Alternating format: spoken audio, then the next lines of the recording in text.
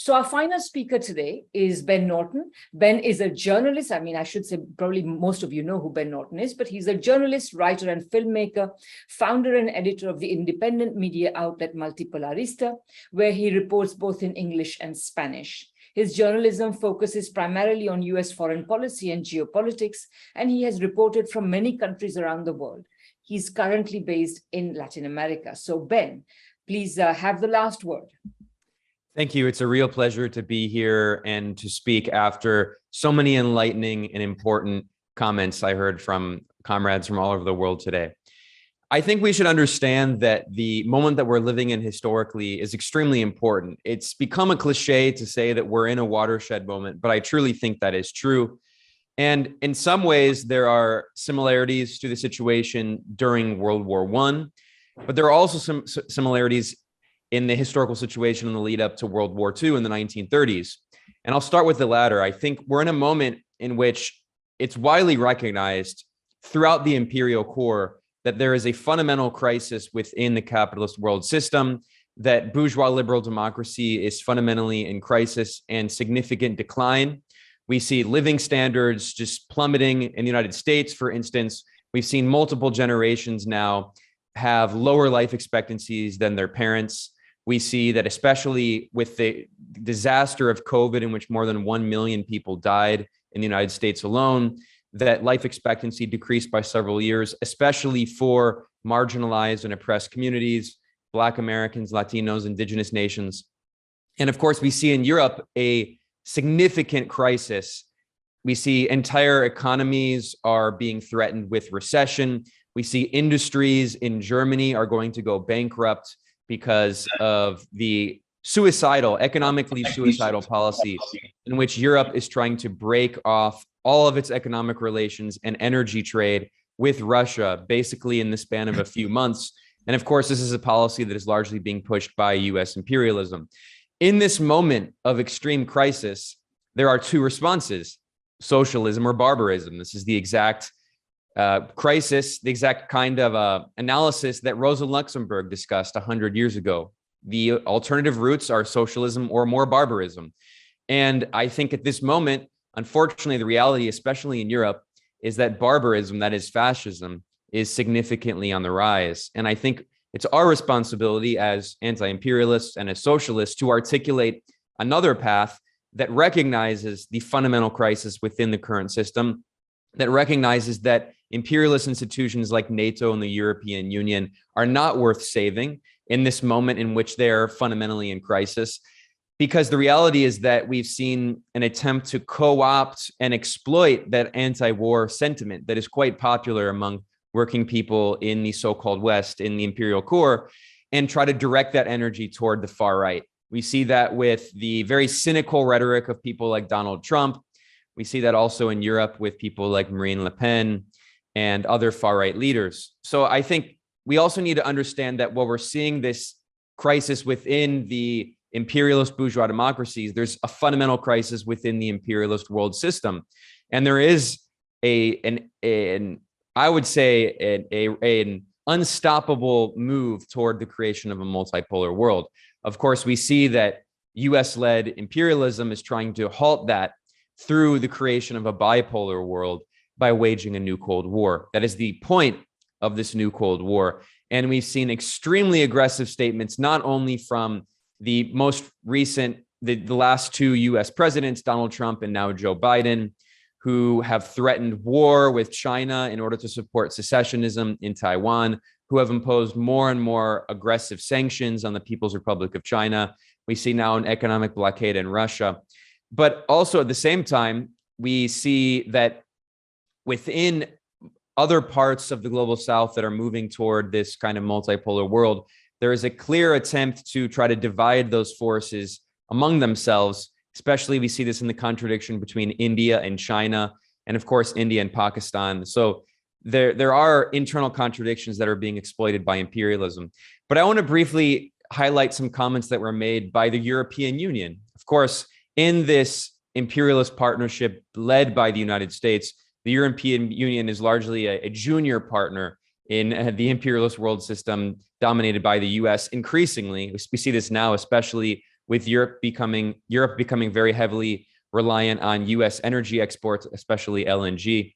But at the same time, we also see that the European Union is a more than willing collaborator, and not just collaborator, a more than willing aggressor when it comes to being a willing participant in this imperialist world system. And we saw a speech that was given, a shocking, blatantly racist speech given by Josep Borrell, who's basically the foreign policy chief, the de facto foreign minister of the European Union.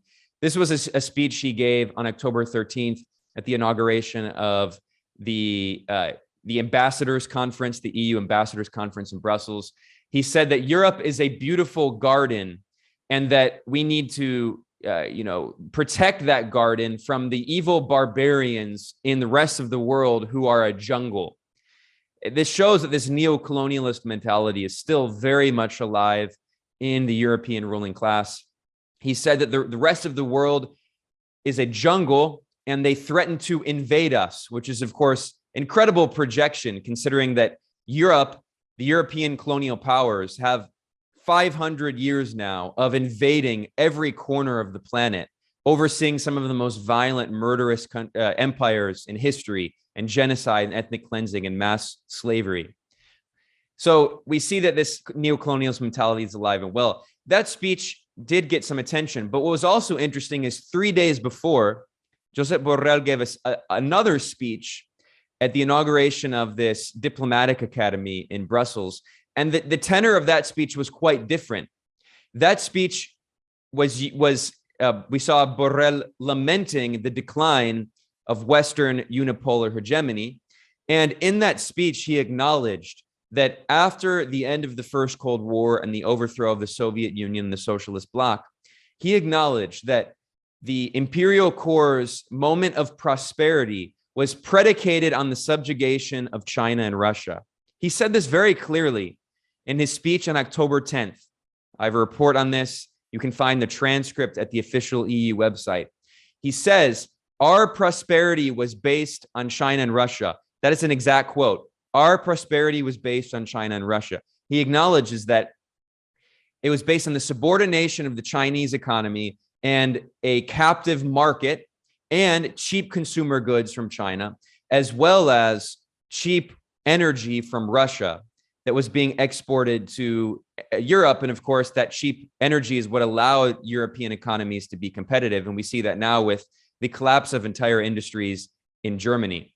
So this is an acknowledgement by one of the players in the imperialist world system, the EU foreign policy chief, that this unipolar imperialist order, which also is co-determinant with the neoliberal system, neoliberalism being the phase of capitalism of US-led unipolar hegemony, of the unipolar hegemonic domination of the capitalist world system by the United States and Europe.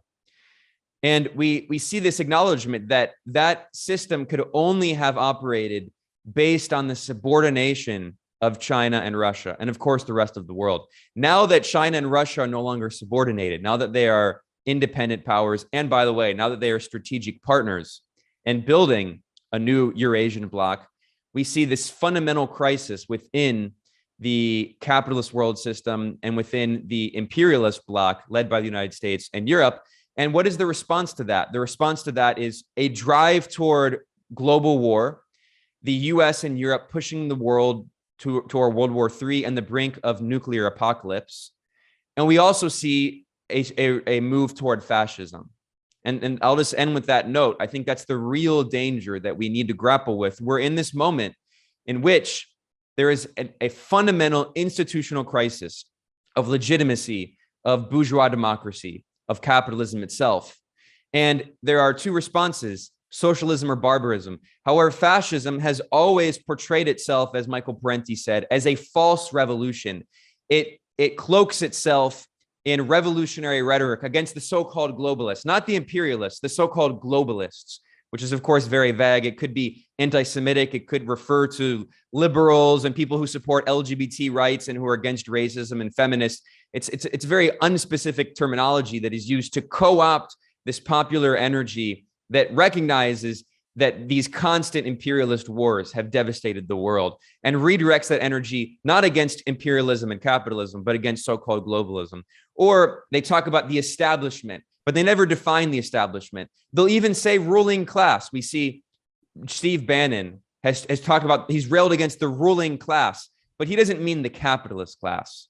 So we see these charlatans, these sophists, who try to co-opt that popular energy and redirect it toward fascism, toward scapegoating LGBT people, scapegoating oppressed nations, scapegoating Black and oppressed nations, especially in the United States, Black people. I mean, we see an increase in white supremacy and white nationalism and so-called Christian nationalism being espoused by some of these fascistic US politicians. So I think it's our responsibility to articulate a firm line against imperialism and war, but also a line against national chauvinism, against bigotry, and against capitalism. And that is this, in this moment, it is completely necessary. It is extremely important because we see a fundamental crisis also within the left, especially in the imperial core, that is not dissimilar to the crisis that led to the split of the Second International in 1916. And in that sense, I said, you know, we're in a moment that's similar to the 1930s in the sense of the rise of fascism and the fundamental crisis within the imperialist world system and capitalist world system.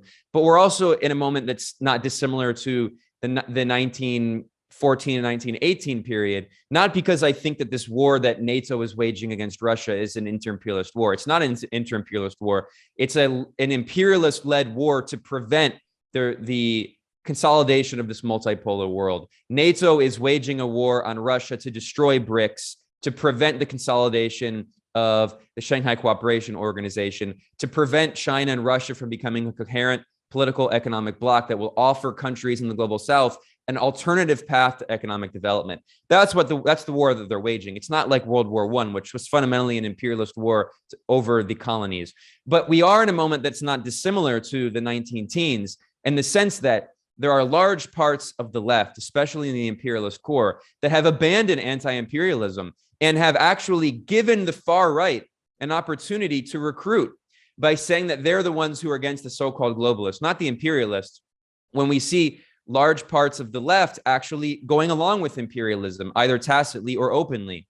So it is a struggle against both of those tendencies, the far right, but also against the opportunist parts of the left who don't support revolutionary defeatism, who see this war and say they want NATO, fundamentally the imperialist bloc, to win this war that fundamentally means the destruction of the attempt to build a multipolar world and the further consolidation of this unipolar world that is, on its deathbed at this moment.